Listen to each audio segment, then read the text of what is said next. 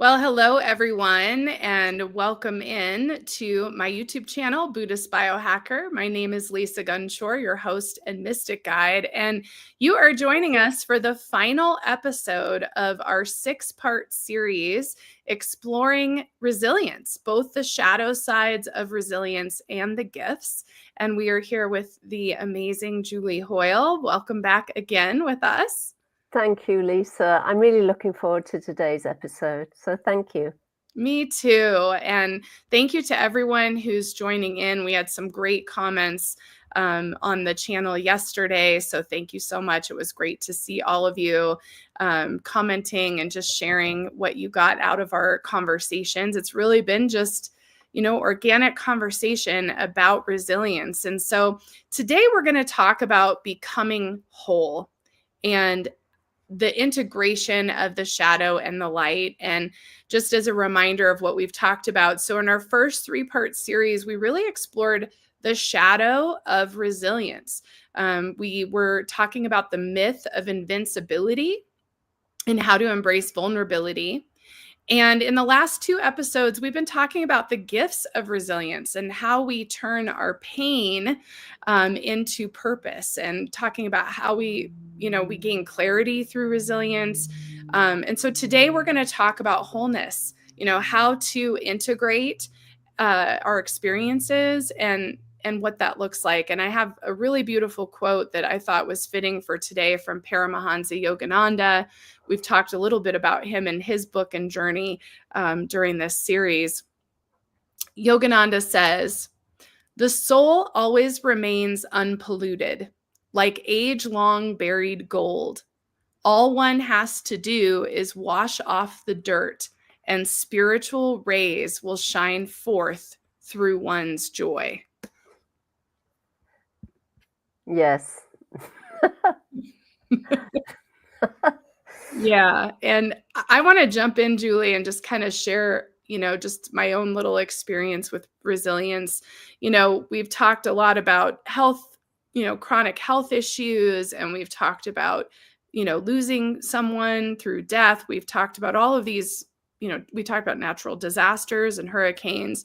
And I just wanted to share, my own experience in the last year and a half that's much more subtle than that. And, for me, it's very easy for me to go into a pattern of denying myself. Like, it's super easy for me to do. Super easy for me to go into a place where I start watching endless episodes of Sex and the City, sitting on the couch, gaining weight and kind of losing myself. I mean, not kind of, just really losing myself. And it's a pattern of mine, and it happens when I take on too much, and I'm a caretaker, and I'm a codependent who goes in and out of recovery. And it's not like something, I mean, we did have something very challenging happen, but that wasn't really why I was in that place. And so I just want to share, sometimes it isn't a really challenging thing. Sometimes it's just our life that is really challenging. And it took me the last year of really doing the shadow work and looking at myself. And it's not like, I sat down and did some journaling. It was more like the moment I looked in the mirror and thought, wow, did I really let myself gain 30 pounds? Like, is this really me? Did I do this? Am I back in this place again? Wow, did I really stop creating YouTube content? Did I really stop writing? Did I really do these things? And so it took several months for me to wake up to where I was and my sadness and my grief, and had to look at why I was in judgment and anger about a lot of things. And I had to really step back. And that was a decision I had to make for myself, was I've got to step back and look at what this is all pointing to, which is the shadow work. And what it was pointing to is I wasn't creating for myself. I was taking care of everyone else's creations. And, I feel in a really good place now. I'm feeling very energized and ready to move forward. But that, to me, is something I just want to remind everyone out there, resilience isn't always like something bad happens and you have to get through it. It can also be life happens, and it's the recognition, that moment you recognize where you're at and you start to move through it. And the resilience comes with I'm not real happy about my weight, but it's teaching me something yet again. And getting it off of me is teaching me something yet again. And it's the willingness and the discipline to go back to the beginning. You know, I wrote this book with these 4 steps, and I'm telling you, I'm back in those 4 steps. It's not like you heal and cure yourself. You just have to go back into your process, and there's always a way back in. And so I wanted to kick it off today just sharing, like, becoming whole can happen over and over and over and over again. It's not just you lose everything and you start over. There's sometimes you don't lose anything, but you can still lose yourself. So I wanted to start there today. Yeah, that's a great place to start, because it's not a one-time event. I mean, what you just shared reminded me of something that happened about, I don't know, 10 years ago now, maybe more. I had a lucid dream, and in the dream, a Siddha master came to me and she said, "You deny yourself and deny yourself, and for what?" And I realized what she was speaking to was, when she was saying that you deny yourself, it was a self with a capital S.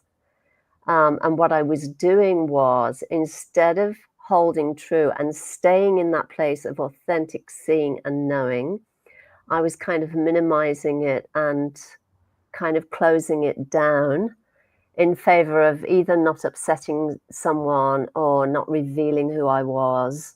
But, for the sake of kind of conformity, because what can often happen, and to make it kind of real and graspable for people, especially if you're in the workplace, and let's say you have a boss that is really kind of bullying or toxic or whatever, it's very easy to kind of close yourself down and not speak up for yourself and for the group, for job safety, or, because of fear around, what the repercussions might be. And to be really authentic, we have to really own our truth. We have to own our voice, and we have to find ways to express that no matter what. And obviously, I'm not saying go around with a placard on your head. It's all related to time and place. But really what she was speaking to was this, and it's applying the truth of who you are in every situation in your life, and having the courage to speak up if you feel inspired or led to speak up, or if you know that something isn't right, particularly in a relationship or in a work situation. So it's very practical. It's very hands-on. It's not just it doesn't just relate to the kind of the spiritual expression of who you are. It relates to every single aspect of your life. And again, it's not a one-time thing. It's a call to action in every second, in every minute of every single day, because we really feel when we're being directed or led to say something, and also when to keep quiet. We always know, but we don't always follow that guidance, usually because of fear, or because of how we look, or how we think we'll be perceived. So it's really, really important to try and sort of stay in that place of authentic seeing and perceiving, and have the courage to speak up when you're being called to. Yeah. Well, and I think the thing to remember about shadow work, because I think it can become complex when you try to understand it. And I think the easiest way to understand shadow work is when we get angry. We've been taught that being angry or judgmental is bad, right? So don't do it. And so we push it away. That's what we're denying. I mean, that's the denial part. And so I think the easiest way to explain what shadow work really is facing the anger and asking it what it has to say, or looking at the judgment instead of pushing it away, is saying, "Oh, I'm really judgmental today. Like, what's going on? Like, what is this pointing to?" And that that is what creates the opening for you to start to heal yourself, because you really step into and that's where the gifts come in, is like, "Oh, I'm jealous because I want to create a healthy body." Mm-hmm. You Yeah. know, I'm judgmental because I want to stop caretaking and have space for myself, right? Like these things, it's like seems so simple, but they're very complex and they can send you in these spirals. And it's Mother's Day today. And there are so many of us out there that are either mothers, stepmothers, surrogate mothers, wished we could have been a mother, genuine mother. There's all these, there's biological mothers that their children aren't even in their lives. I mean, there's all these challenges with motherhood. And I think what an interesting day to finish our series, Julie. We didn't plan it that way, but I think it's interesting because the mother energy, that caretaker energy, we take it all on. We take everything on for our kids, for other people's kids, for family. Some of us are mothers, like all these things, right? And the mother energy is this energy of caring for yourself and nourishment, right? Nourishment. There's this really beautiful the Tantric Dakini Oracle. I love this deck, and I rarely use it because it's so potent. It's very intense to even look at the cards, but there's a card called Mother's Milk, and it has 2 breasts on it. And the whole card is about nourishing yourself and taking care of yourself. And what does the mother's milk, the ojas, what does that represent? And I think, today of all days, for all of you out there that overdo, overcommit, are exhausted, wondering how you're going to get through the day. Some of you, like me, are driving 6 hours a day, kids around. I mean, it's bad enough that there's Instagram reels of women in their sweatpants driving kids around, because that's what a lot of us do these days. They're not getting on school buses anymore. Like I did. I got on a school bus, now we don't do that. And, take some time to look at your resentments and your anger and your judgments and your frustrations, because the creative force is that Shakti is the mother, right? We have a womb to create. And, Julie and I have birthed books and YouTube channels and all sorts of things in addition to supporting children. And I think it's just a really profound thing that we're talking about this right now, to be honest. I have this really beautiful quote from Guru Mai I found for today. She says, recognize that you have the courage within you to fulfill the purpose of your birth. Oh gosh, I can feel her. I've got like goosebumps.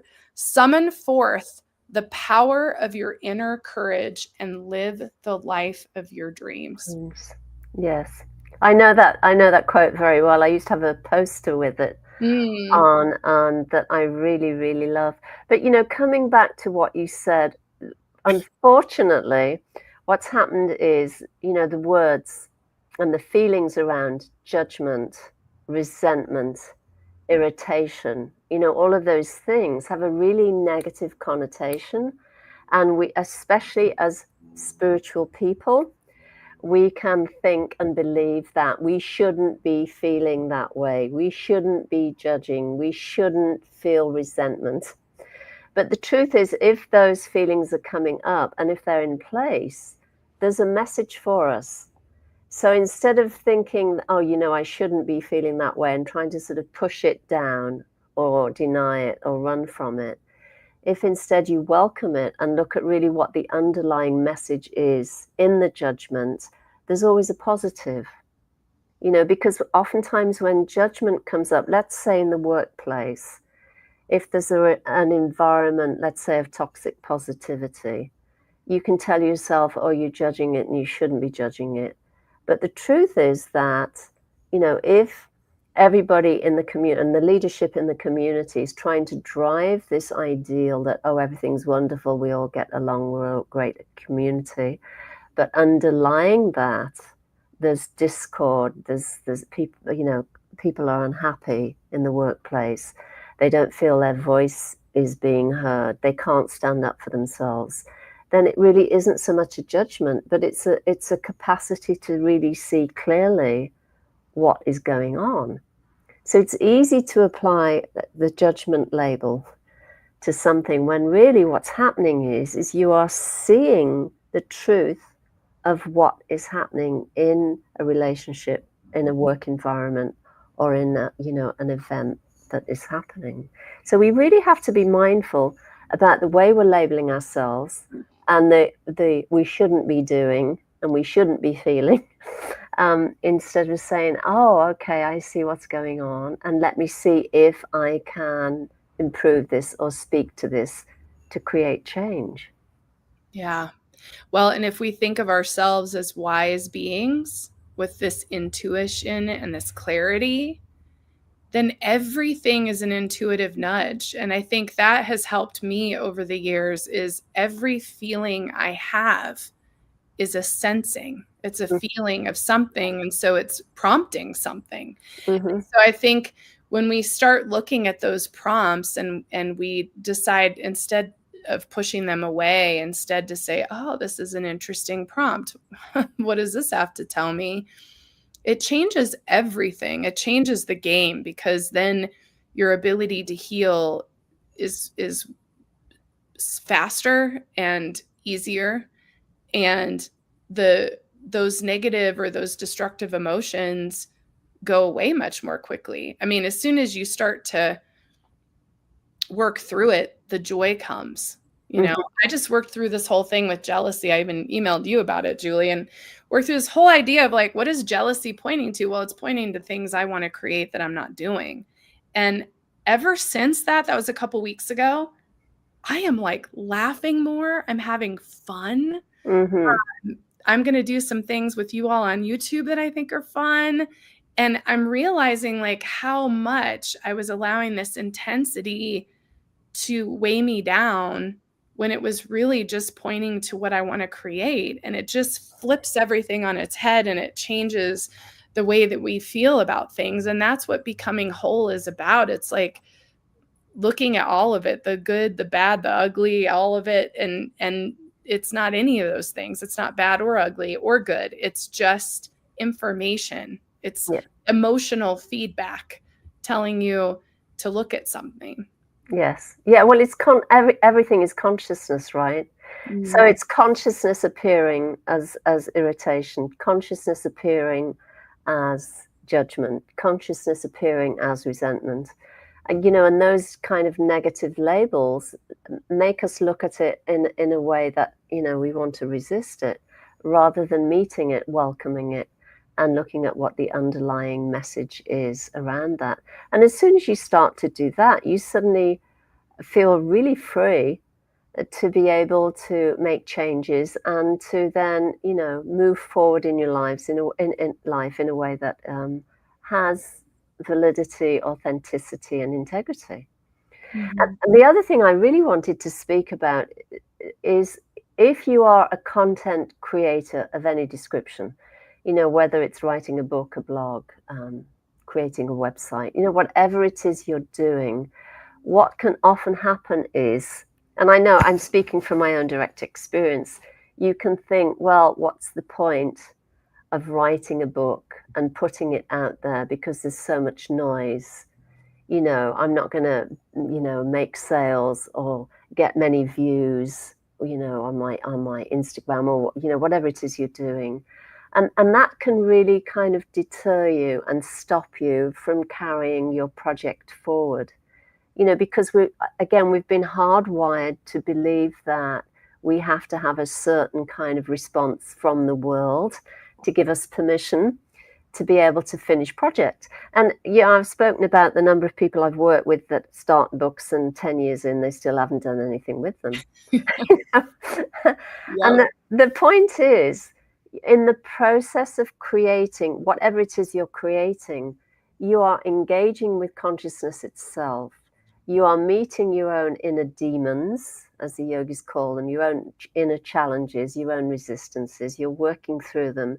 And the gifts of that are really far-reaching. And even if whatever you put out there doesn't have much of a viewership, or, it doesn't, you don't sell like 1 million books or whatever, that's not really the point. The point is the creative process is an alchemical process. It's like kind of throwing yourself into the fire, being burned by it, and coming out of it transformed. Again, as the yogis say, base metal is turned into gold. And this is what the creative process is. It's not so much about the kind of the effect or the success rate of what you're putting out there. It's the act of creating and then learning from that and really taking in all those experiences. So I never, I never let anything kind of thwart me. I mean, I have my moments, but I don't let anything thwart me, because for me, it's not about, how many readers I'm going to get or people who view anything that I'm doing. It's really about connecting with those who are ready to receive what I have to offer, who are looking for what I have to offer. And even if it's only one person, it's okay. It's really okay.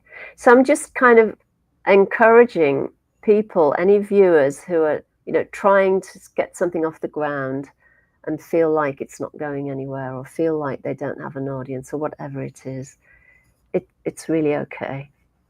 Just keep going.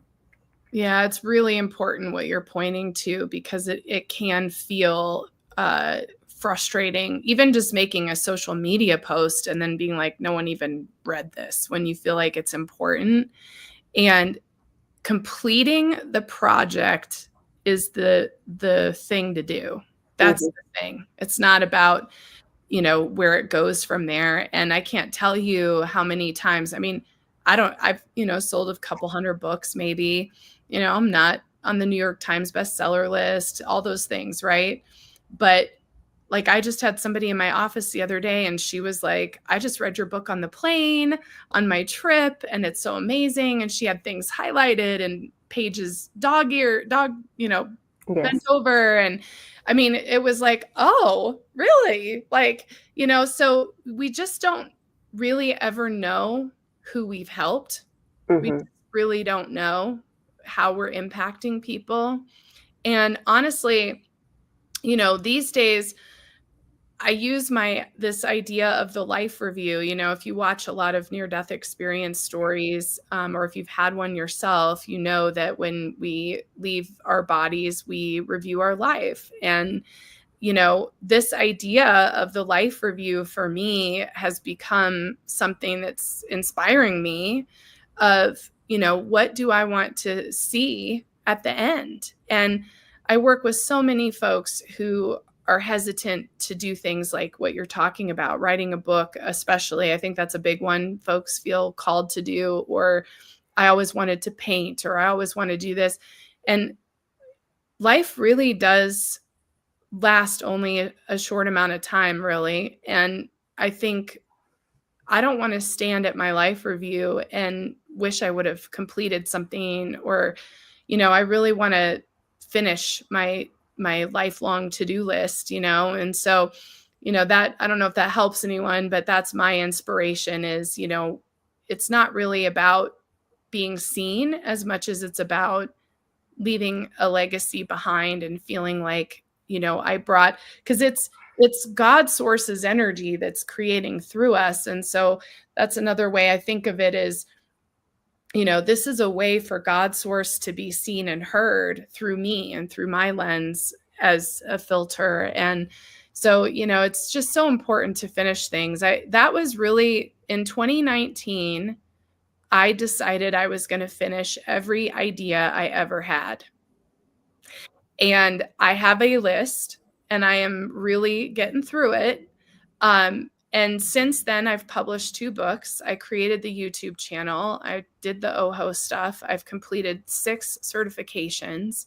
Like, it's a big, like, achiever list, I suppose. But at the end of the day, it's not about any of the achievements as much as it's about who I am today, and what I understand about myself is much deeper than it was in 2018. And that's saying a lot, because I'd already been through a decade of experiences at that point. And so it's just so important to finish, not even to finish, but to start and finish what you feel inspired to do. Because in writing my books, I learned what I want to work on with myself. Like, when you create a bio, like, that's a journey. Yes. Creating a website, that's a journey, So I think, I was talking to my husband, Scott, about this because he's a drummer and he wants to create music. And I'm like, you got to just do it. Like, Yes.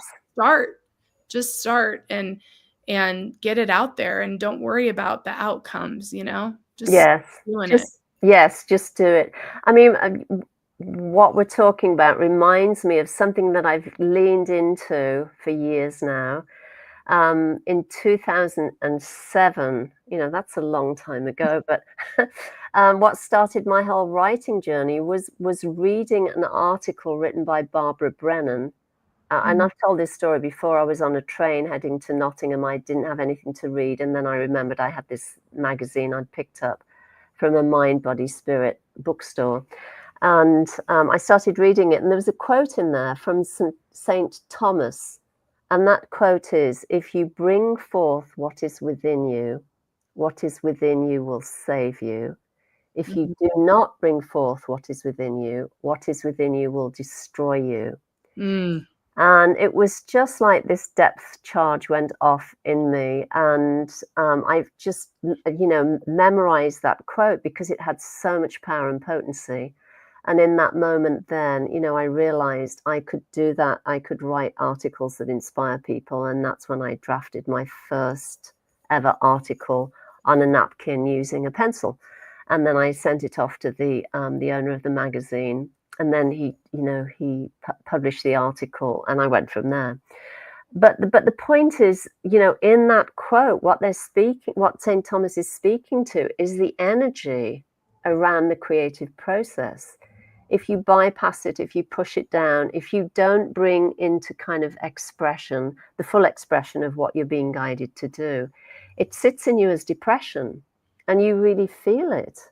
Mm-hmm. And I used to think, and I still think, I don't want to be on my deathbed, as you were saying about, life review.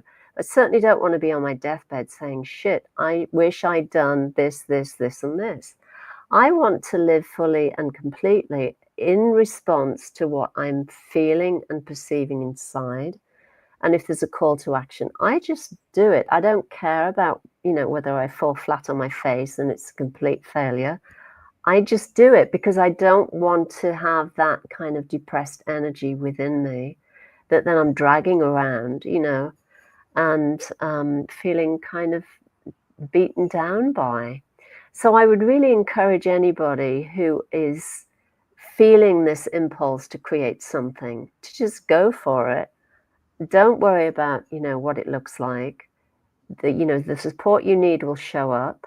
As you and I have often shared, it's amazing what happens when you say yes to whatever you're called to. And the sort of magical process just starts to unfold in its own way, and it's exhilarating. Mm-hmm. Well, and just a reminder that the system that we live in on this planet, like, it doesn't support the true creators, really. And so it's really important not to get caught up in the program. I mean, in these years of publishing books, I've learned that you pay to be a New York Times bestselling author, and there's only 6 bookstores on the East Coast that create that list, by the way, 6 stores. And most people pay to be in those stores, and they pay, you pay to play, right? Yes.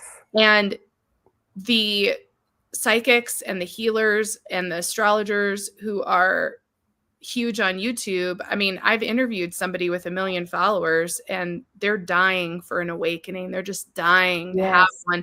And everything they're teaching sounds really great.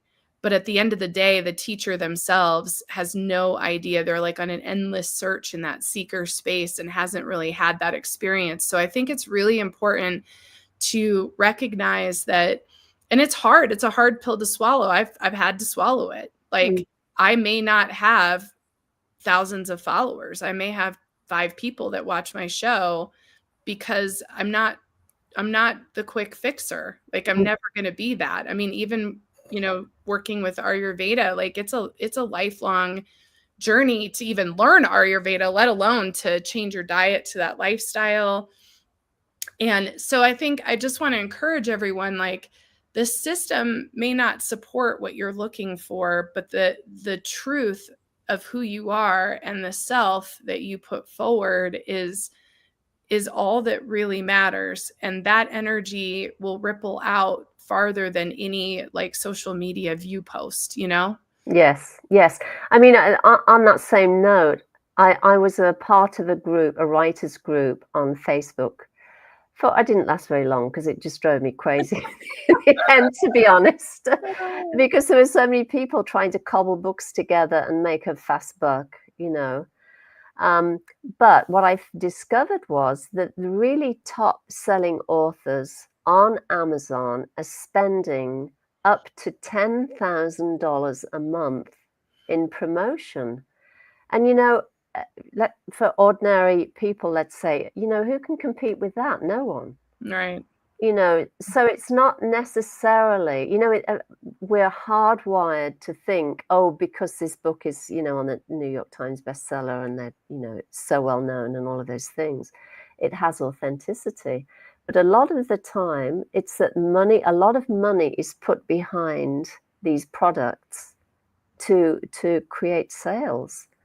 So the important thing is, especially when you're choosing spiritual content or a spiritual teacher or someone who presents as being a spiritual teacher, really look into what you're feeling, you know, connect in and get a sense of whether that content is helping you connect more deeply with your own intuitive knowing, rather than continually reaching for him or her for validation or to get some quote from him or her to help you then kind of struggle through your day-to-day existence.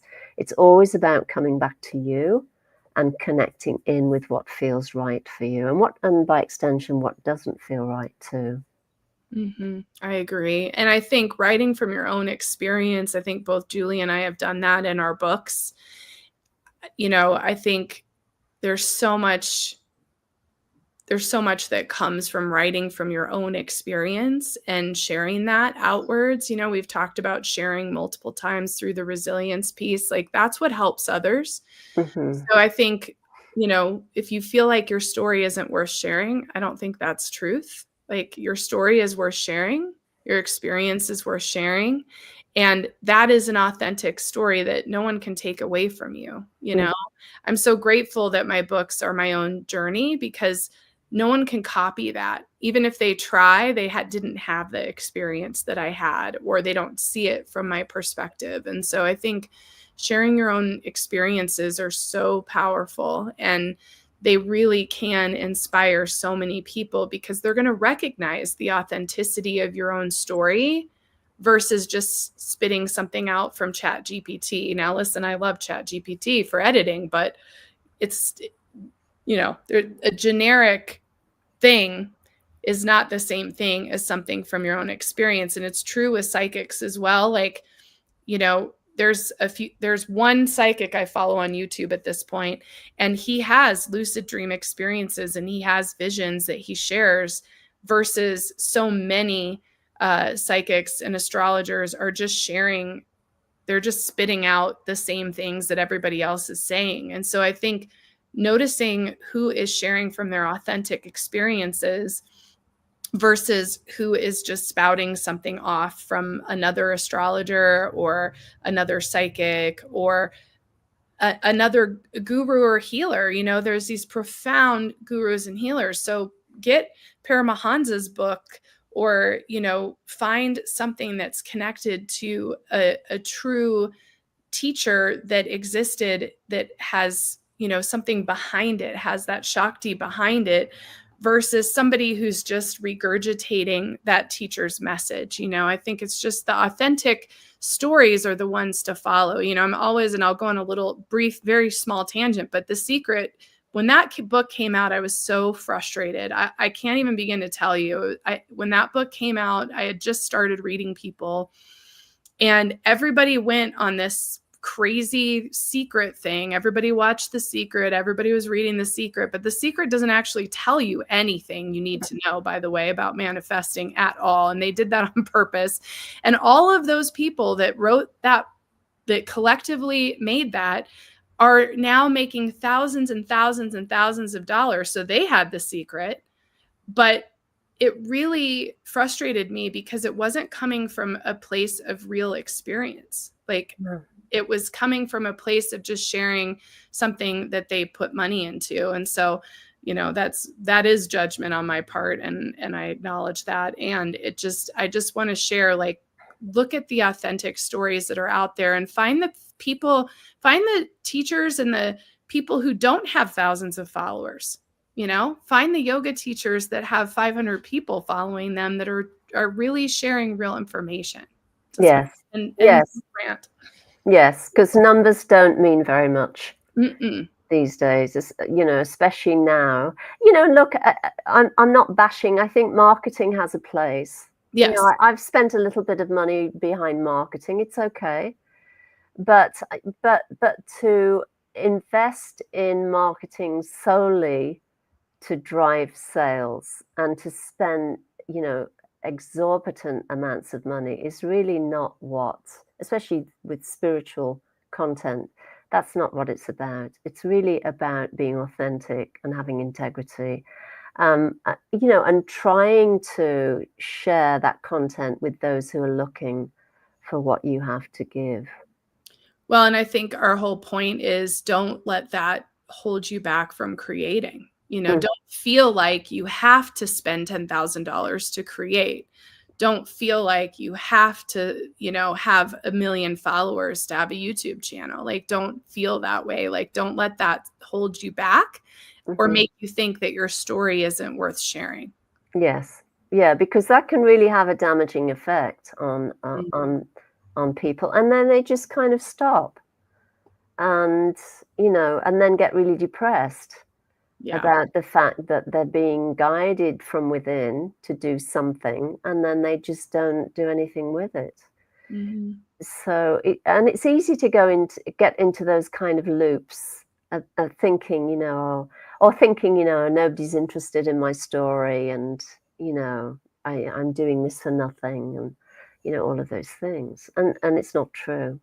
Well, and that's where the shadow work comes back in, is looking at your self-worth and looking at, why you might not have self-worth or why you don't think it has value. I think that's, going back into this whole idea of integration is, you go through an experience, you're resilient, you come out of it with all this creativity, you want to write the book, and then you're still questioning your value. And so that's what it's pointing to is, looking at your value and your worth, and the value and worth of truth with a capital T, like being able to share your truth out with the world because of the experience you had or what you had to work through or overcome.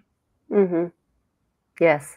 And, and also recognizing that there'll always be challenges inherent in whatever you're trying to create. Because the other side of that too is, I know a lot of people who give up on themselves and on their creative projects when they come across a couple of challenges. They think, oh, that challenge is pointing to them, they shouldn't really be doing this thing, or, it's not going to succeed, or whatever it is, rather than meeting the challenge and saying, it's okay, it's just a challenge, let me try and be creative around, working around it.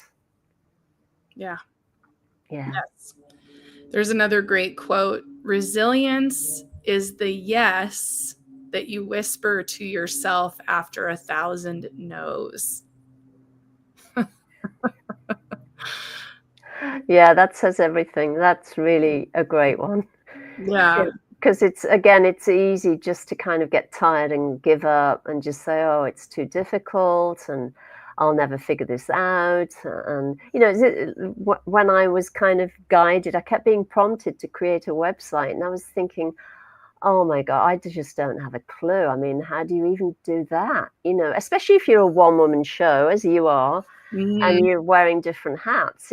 It can be overwhelming, but what happens is the universe steps up, and I think I've told this story before, but after these prompts, you sent me an email telling me about a website host called, what was it now? Homestead. Homestead, that was right. Homestead, yeah.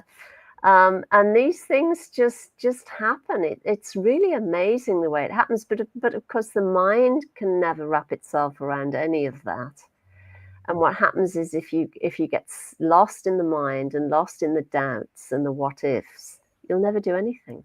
Mm-hmm. It's so true. I have a great example because I just opened this healing lab, and I've always wanted to have, I mean, Buddhist biohacker, like I always wanted to have like a full healing facility with, cryotherapy and infrared and all these things. Well, biohacking equipment is really expensive, $5,000, $10,000 for pieces of equipment. And even to buy an infrared sauna is a few $1,000s. And so I was really recently, I was like, an office space opened next to me. I immediately knew when it opened that I should take that space. And I'm thinking, how can I afford that space? That's crazy. I was looking at all this equipment. I'm like, well, that's not going to work. And it just landed in me like, well, what can I afford? What can I do? And I discovered some really incredible tools that are available to support us in our healing that are relatively inexpensive that I could add to my practice. And Brilliant. I opened it this weekend. Like I opened it, I took the space. I don't know what's going to happen, but it's an example of just saying yes and doing something. And I'm like, whoa, I have this whole thing I didn't even think I was going to have. And it's completely shifted the energy of my work in a way that I'm like, something new is happening and I'm still in that new energy. So I'm not sure where it's headed, but, I just want to share with everyone, like, if we overthink things, sometimes we miss the prompt from spirit that's telling us what to do, And so it's just another example of like a month ago, this wasn't even on my radar a month ago. And like Yes. all of a sudden I have this whole other space and it's really amazing. And we tried all the things this weekend and it was like, wow, this stuff's really amazing stuff. So I just, I encourage you, like so many times I hear that, well, I've thought about this.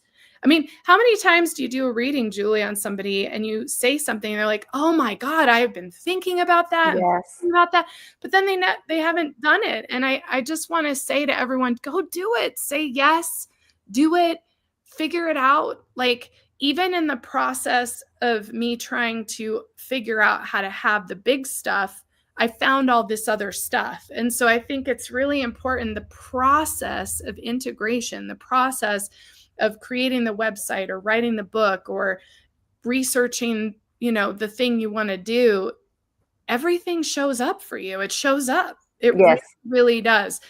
It just shows up, but you have to meet it. Mm-hmm. I used to joke with everybody who asked me about their soulmates, and I said, they're not going to come knock on your door. Because I had a lot of people that are like, and not so much anymore, but I'd say 10 years ago, I had a lot of clients who were like, I'm not getting online. I want to meet them organically, like all this like judgment about online. And I'm like, they're not going to just show up. Like this is the way now, And so I think, it's that kind of limited thinking that puts you in a place where you might not reach your goal. And so get out of your limitations, like notice where you're saying, oh no, or I don't want it that way, because all we're doing is telling the universe we don't want it. Yes. Instead of saying, you know what, let's see what happens. Let's Yes. put it out there. Let's see what happens. And it's kind of a fun game to play, is like, okay, universe, like, show me what you got. Like, let's just see what happens, and completely detaching from everything, because that just changes everything. And it makes it fun. Yes. Yeah, absolutely. And, and what was key was what you said when you said, let's see what I can do. Asking that questions, especially when you feel like you're being blocked or something is too big or whatever, you can say, okay, let's see what can I do? Universe, show me what can I do? And then it changes everything. Somehow there's a resolution, there's an answer, and it might be a smaller step, or it might be a step that kind of breaks things down in a way that's more palatable or easier for you. But there'll definitely be a response. But what often happens is we kind of block ourselves and say, oh, I can't do it. Because you could have easily said, I can't afford to add these things to my offerings. It's way too expensive, and just left it there, right? Yep. But you didn't. Oh, totally. You said, let's see what I can do. And it changes everything. And then doors open that you don't even see are there in the first place. Yeah. Yeah. And you just never know where you're going to be taken. You know, if you look back at your life and you think, gosh, I never knew. And I go back to that initial Dalai Lama. Like, I had this vision. He showed up in my meditation, said he was waiting for me. I emailed you.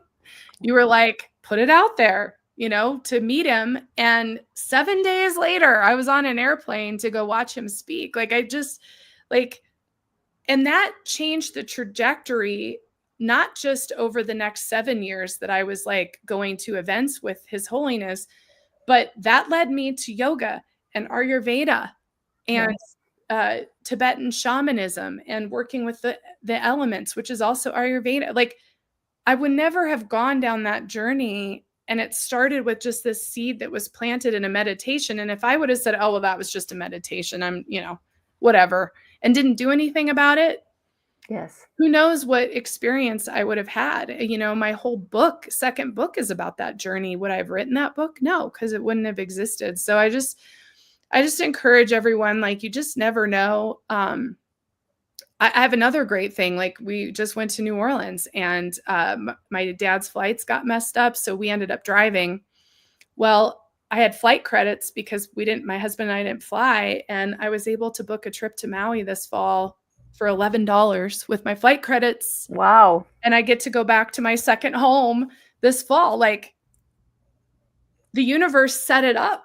So I could go someplace, and it wasn't even had anything to do with what I was doing. I mean, these are the things that happen that just happen because you're in it. And this is, you know, the beautiful thing about making it through tough times, because this is all about resilience, right? Mm-hmm. The amazing thing about going through something hard is you do see that positive things can come from hard stuff. And so then hard stuff becomes almost this launch pad into the next positive chapter. It's like, oh, I got through that, I can get through this.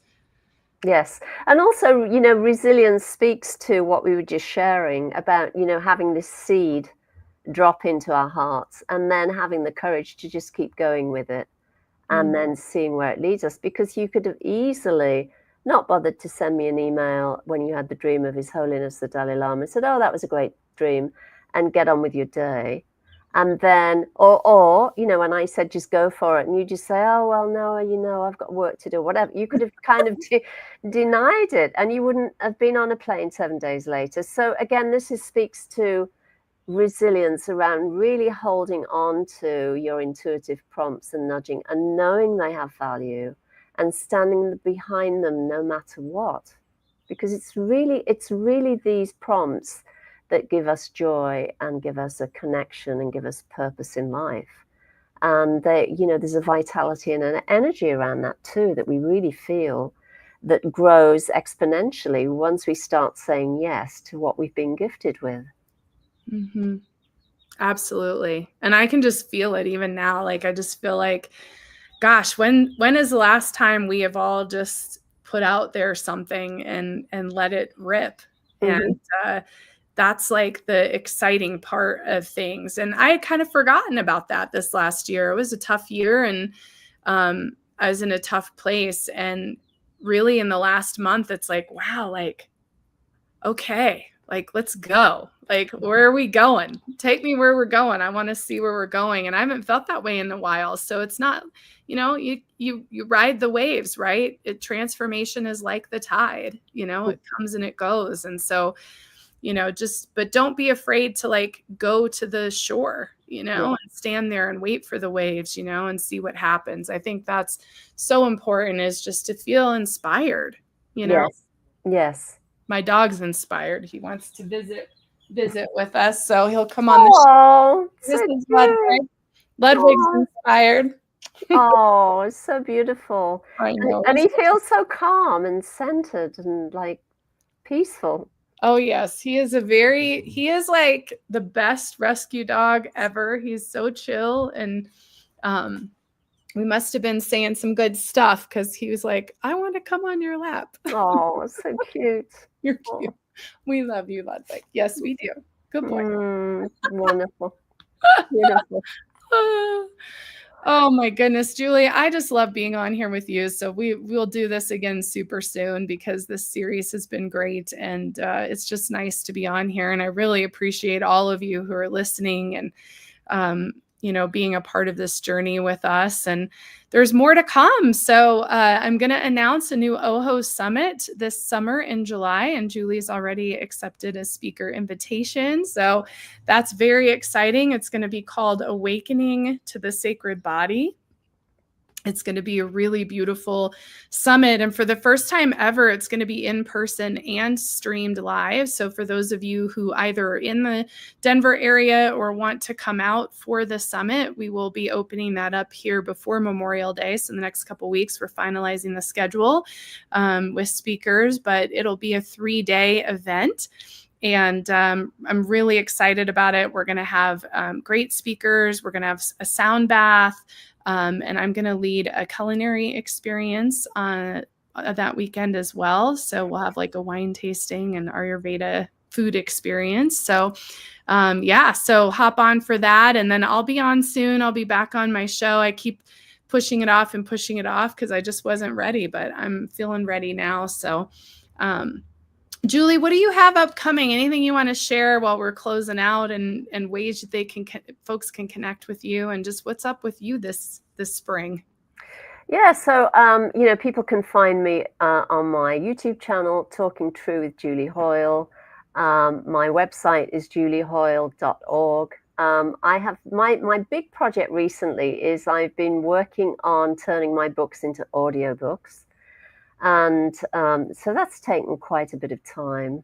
And then I'm looking at some, 2 or 3 session events that I'm working on, which I'll be promoting soon via my website and then on Instagram as well. So, so I'm busy. I'm always here. I'm always available if anybody wants to reach out and book a one-on-one session. And just keeping it real. What can I say? I love it. I love it. And you all can find me here at Buddhist Biohacker YouTube. You can find me on my website, BuddhistBiohacker.com. I have just expanded with all sorts of genetic and functional testing. So I'm really excited about that because it really links in, Dr. Ladd in Ayurveda, speaks to our ancestral healing linked directly to our genome, which the full expression of our genome in Dr. Ladd's vision is achieving our dharma, living our purpose in life. And so I think, that's what's inspiring me, and that's the work I'm doing with folks. And so that's one of the things you can do with me. And thank you so much, Julie. This has been awesome. And thank you to everyone out there, and much love to everyone. And have a great day. Thank you. It's been great. This has been great. So great. My dog's losing